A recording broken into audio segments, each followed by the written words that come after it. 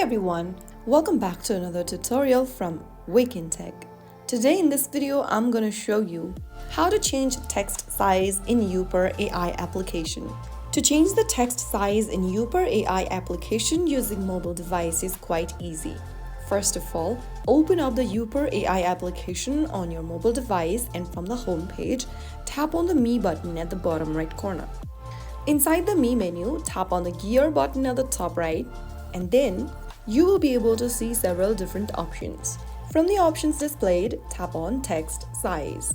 Now tap on the drop-down and select your text size according to your preference. You will see options like small, extra small, normal, large, extra large. Select one of the text size. I'm just going to choose extra small. After you do that, you'll need to save the change. Tap on Save. And that's how you simply and easily change your text size on Youper application. If you found the video helpful, don't forget to like, share, and subscribe.